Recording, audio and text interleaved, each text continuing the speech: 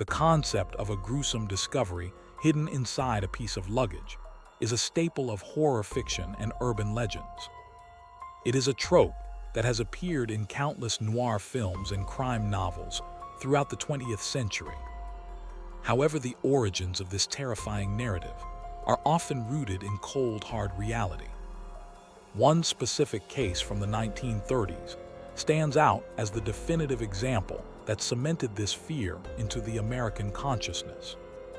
It is a story of jealousy and betrayal, and a desperate train ride that went horribly wrong. We must journey back to a time of dust and heat to understand how a young woman became known as the Trunk Murderess. This legend begins not with a ghost story, but with a very real and very bloody crime scene in the American Southwest. The year was 1931, and the location was the sweltering city of Phoenix, Arizona. It was a place where the desert heat could drive people to madness, and where the social circles were small and incestuous.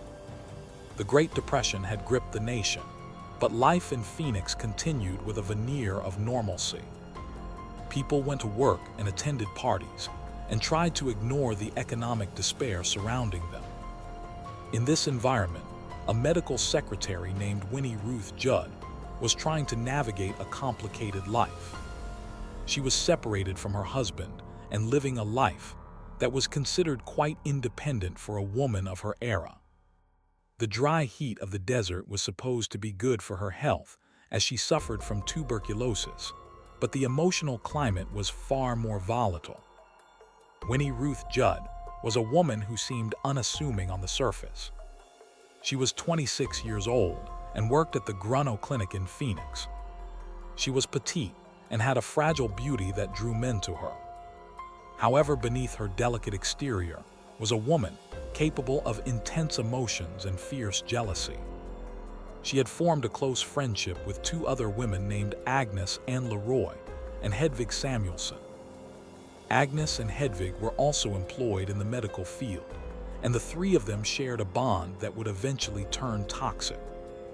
They spent their evenings together and shared secrets, and became involved in the lives of the wealthy men of Phoenix. It was a friendship built on a foundation that was slowly cracking under the weight of secrets. The dynamic between the three women was complicated by the presence of a man named Jack Halloran. He was a prominent and wealthy businessman in Phoenix known for his charm and his roving eye. Winnie Ruth Judd had become infatuated with him, and their affair was a poorly kept secret. However, she was not the only one vying for his attention. Agnes and Hedvig also enjoyed the company of the dashing Mr. Halloran, and this created a dangerous triangle of envy. The women would often host parties at the bungalow shared by Agnes and Hedvig, where alcohol flowed freely despite prohibition. These gatherings were filled with laughter and music, but the underlying tension was always present, waiting for a spark to ignite the powder keg. On the night of October 16, 1931, the tension finally snapped. Winnie Ruth Judd had gone to the bungalow occupied by Agnes and Hedvig, presumably to discuss their overlapping interests in Jack Halloran. The details of what started the argument remain a subject of debate to this day. Some say it was a dispute over the affections of Halloran, while others suggest it was a disagreement over living arrangements. What is certain is that voices were raised, and the polite facade of their friendship crumbled instantly. The humid night air was filled with accusations and insults as the three women confronted the ugly truth of their rivalry. It was no longer a disagreement between friends, but a battle for survival. The argument escalated into physical violence within the confines of the small bungalow. A gun was introduced into the chaos, and the sound of shots rang out in the quiet neighborhood. When the smoke cleared, Agnes, and Leroy and Hedvig Samuelson lay dead on the floor. Winnie Ruth Judd stood amidst the carnage with a gunshot wound in her own hand. The silence that followed the violence was deafening. In a matter of moments, a social call had turned into a double homicide. Winnie was now alone with two corpses and a terrified realization of what she had done. Panic began to set in as she looked at the bodies of her former friends and the blood staining the floor.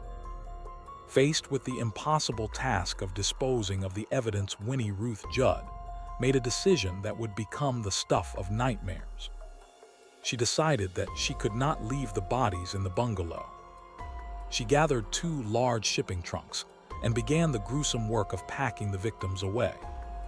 The bodies were heavy and difficult to maneuver. To fit the body of Hedvig Samuelson into the smaller trunk, Winnie performed a horrific act of dismemberment. She worked through the night fueled by adrenaline and terror. The reality of her actions was gruesome and visceral. She packed the trunks tight and secured them, attempting to hide the terrible secret contained within the leather and latches. With the bodies concealed inside the heavy trunks, Winnie Ruth Judd formulated a plan to flee the state. She believed that if she could get to Los Angeles, she could dispose of the trunks in the Pacific Ocean and disappear. She enlisted the help of an unsuspecting porter to transport the heavy luggage to the train station. The trunks were incredibly heavy, and the porter struggled with the weight, unaware that he was moving human remains. Winnie boarded the Golden State Limited train bound for Los Angeles. She sat in her seat, nursing her injured hand and watching the desert landscape roll by. Every bump on the tracks must have felt like a hammer blow to her frayed nerves. The train ride was an agonizing journey of paranoia and pain for the young woman. As the train chugged westward toward California, a foul odor began to emanate from the luggage car. The desert heat and the passage of time were accelerating the decomposition process within the trunks. Baggage handlers noticed a dark fluid leaking from the corner of one of the trunks. They assumed it was perhaps a shipment of meat that had spoiled or some other contraband. However, the smell was distinct and alarming. Winnie sat in the passenger car, completely unaware that her secret was literally leaking out for the world to see. She was focused solely on maintaining her composure until she reached Union Station. Upon arrival at Union Station in Los Angeles on October 18th, the situation reached a critical breaking point. Winnie Ruth Judd went to the baggage claim to collect her trunks. She was met by a baggage agent named Arthur Anderson, who had become suspicious of the foul smell and the leaking fluid. He asked her for the key to open the trunks for inspection. Winnie froze. She knew that opening those trunks meant the end of her life as she knew it. She told the agent that she did not have the key with her. She claimed her husband had the key and that she would return shortly with him to open the luggage. It was a desperate lie told by a desperate woman. The baggage agent was not convinced by her story, but he could not legally force the trunks open without a warrant or the owner present at that exact moment. Winnie Ruth Judd seized this momentary hesitation to make her escape. She left the station, hurriedly disappearing into the bustling streets of Los Angeles. Left with the suspicious trunks, the agent contacted the police. When officers arrived, they pried open the locks. The lid was lifted, and the full horror of the crime was revealed. Inside were the bodies of Agnes and Leroy, and the dismembered remains of Hedvig Samuelson. The police were stunned by the brutality of the discovery. The legend of the body in the trunk had just become a grim reality. The discovery at Union Station sent shockwaves through the police departments of both Los Angeles and Phoenix. The brutality of the crime, combined with the fact that the perpetrator was a petite young woman, captivated the press. Reporters descended on the station, photographing the trunks and the bloody interior. The name Winnie Ruth Judd was plastered across every newspaper in the country. She was instantly dubbed the Trunk Murderess, or the Tiger Woman, by a sensationalist media hungry for scandalous details. The manhunt began immediately. Police scoured the city of Los Angeles, looking for the woman with the bandaged hand who had vanished into the urban sprawl. For several days, Winnie Ruth Judd remained a ghost. She moved from place to place, hiding in shadows and avoiding the gaze of anyone who might recognize her face from the front page of the papers. She was injured and terrified and alone.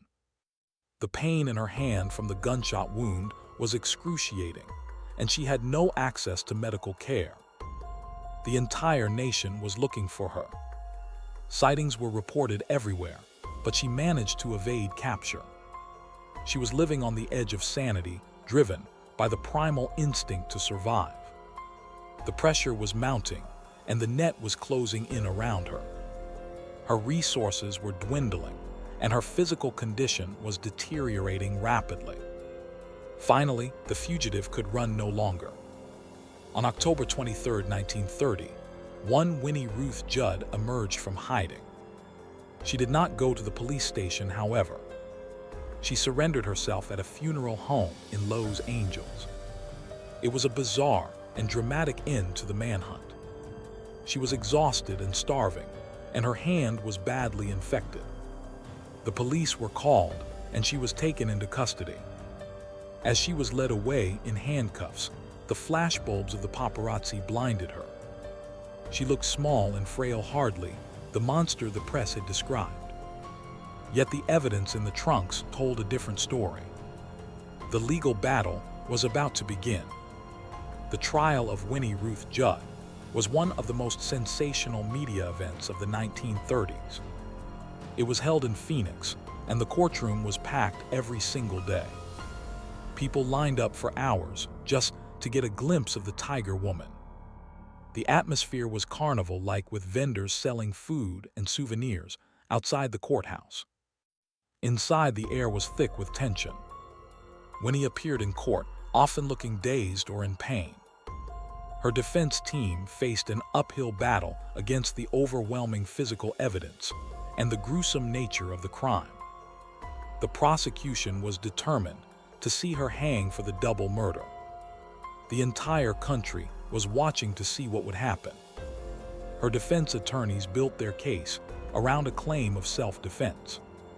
They argued that Agnes and Hedvig had attacked Winnie first, and that the shooting was a desperate act of survival. They pointed to the gunshot wound in her left hand as proof that she had been in a struggle. Winnie took the stand and told a tearful story of the argument and the fight. She claimed the women were jealous of her relationship with Jack Halloran and had threatened to kill her. The dismemberment and the flight to Los Angeles were explained as the actions of a woman in a state of hysterical panic, not the calculated moves of a cold-blooded killer. The prosecution painted a very different picture of the events. They argued that the murders were premeditated and driven by cold jealousy. They suggested that Winnie had gone to the bungalow with the intent to eliminate her rivals. They focused heavily on the gruesome method of disposal. They argued that no woman acting in self-defense would calmly pack her friends into trunks and transport them across state lines. They brought in medical experts to analyze the angles of the bullets and the nature of the wounds.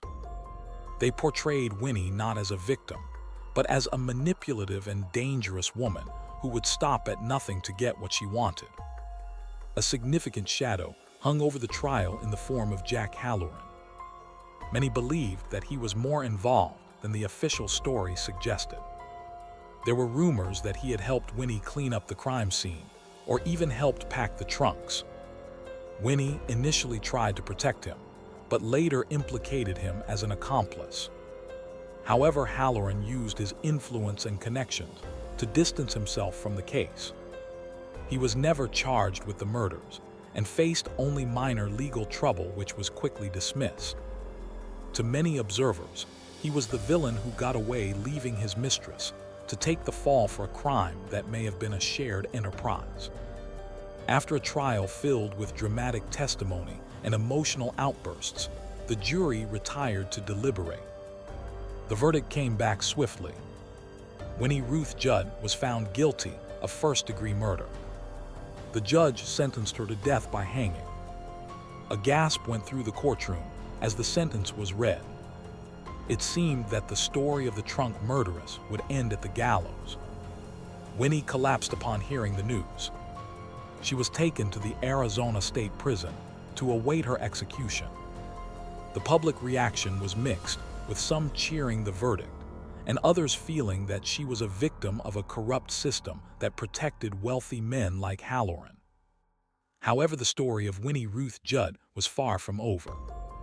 Just days before her scheduled execution, a hearing was held regarding her mental state.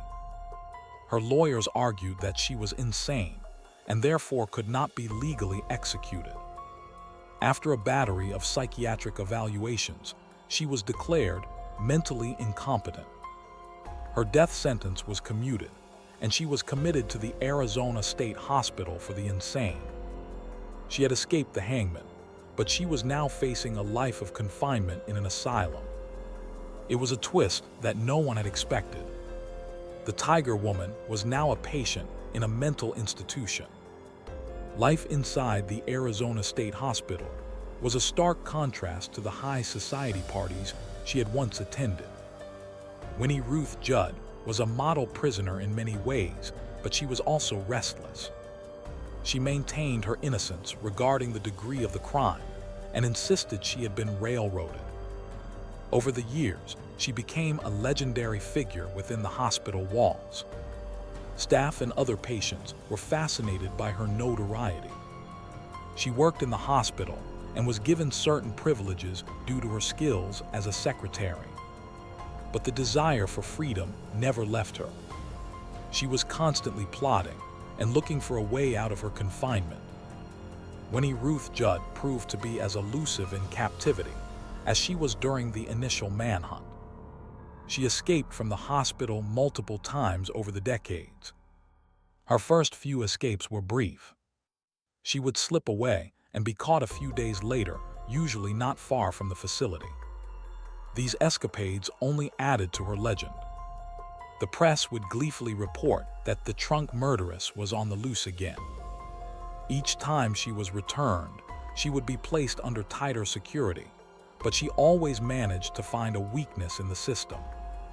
She was determined to live life on her own terms, regardless of the legal judgments against her. One of her most famous escape attempts involved a key she had fashioned herself. During her time working in the hospital administrative offices, she had access to keys and molds. She carefully crafted a duplicate key that allowed her to walk out the front door. This level of cunning reinforced the public perception of her as a mastermind.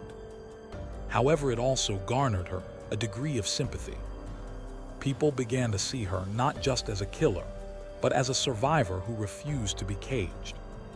Her persistence was begrudgingly admired, even by those who believed she was guilty. She was becoming a folk hero of sorts. In the early 1960s, Winnie Ruth Judd executed her most successful escape. She walked away from the hospital and vanished completely. For nearly 7 years, she lived under an assumed name in Northern California. She worked as a housekeeper and a nanny for a wealthy family who had no idea of her true identity. She was known to them as a kind and gentle older woman who was great with children. It was a surreal existence. The woman who had once packed bodies into trunks was now trusted with the care of innocent children. She lived a quiet, law-abiding life, proving perhaps that she was not the danger society feared. Her freedom came to an end in 1969. Her true identity was eventually discovered, and the police moved in to arrest her.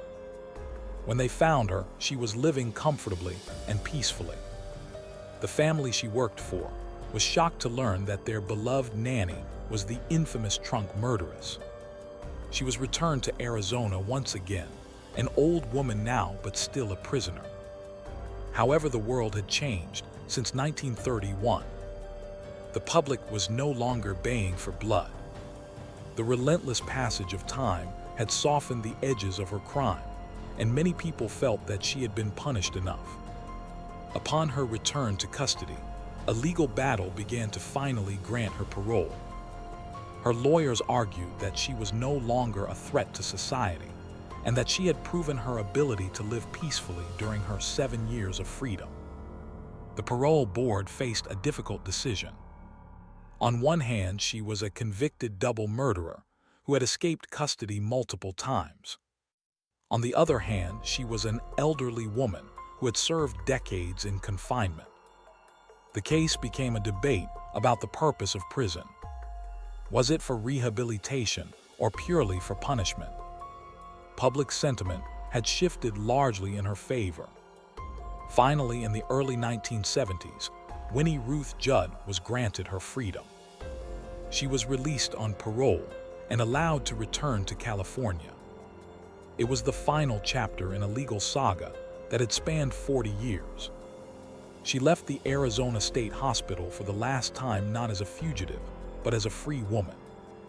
She was greeted not by a lynch mob, but by a curious and largely sympathetic public. The Tiger Woman had outlived the judges, and the lawyers, and the witnesses who had condemned her. She had survived the asylum, and the manhunt and the gallows. Winnie Ruth Judd spent the remaining years of her life in relative obscurity. She lived quietly in California, far removed from the desert heat of Phoenix. She refused most interview requests and tried to distance herself from the legend that had defined her life. She reconnected with family and tried to find some measure of peace. The trunks and the blood and the screaming headlines were ghosts of the past. She was just an old woman living out her final days, watching the world change around her. The roaring 20s and the desperate 30s were just memories now. Winnie Ruth Judd passed away in 1998 at the age of 93. She took many of her secrets to the grave. The full truth of what happened in that bungalow on that October night died with her. Did Jack Halloran pull the trigger? Was it truly self-defense? We will likely never know the absolute truth. Her death marked the end of an era. She was one of the last living connections to the noir era of American crime. Her passing was noted in newspapers across the country, but the sensationalism was gone, replaced by a somber reflection on a tragic life. The legacy of the Winnie Ruth Judd case is profound. It solidified the urban legend of the body in the trunk. Whenever a writer needs a plot device involving a grisly discovery in luggage, they are unknowingly channeling the spirit of this case. The image of the leaking trunk at the train station is a primal horror that resonates with everyone.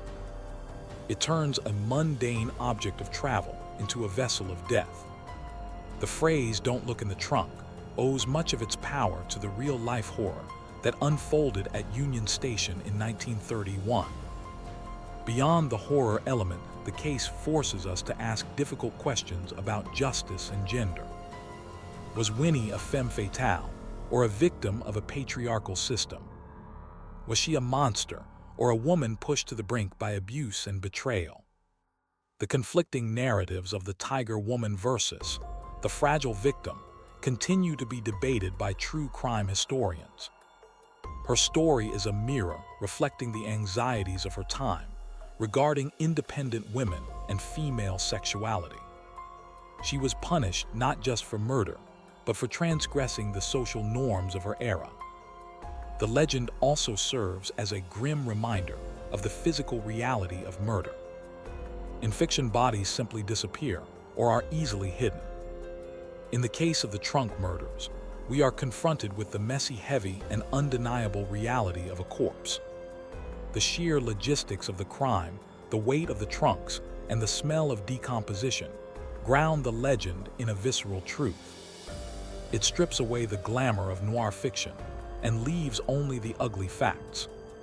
It reminds us that murder is not a puzzle to be solved, but a tragedy that leaves a permanent stain. Ultimately, the story of the trunk murderess is a cautionary tale about the destructive power of jealousy and the desperate lengths people will go to win cornered. It is a story that begins with a friendship and ends with a nightmare. As we close the file on Winnie Ruth Judd, we are left with the haunting image of those trunks sitting on a railway platform, leaking their dark secrets into the world. It is a legend that will never truly fade, because it taps into our deepest fear that the monsters are not under the bed, but traveling right beside us.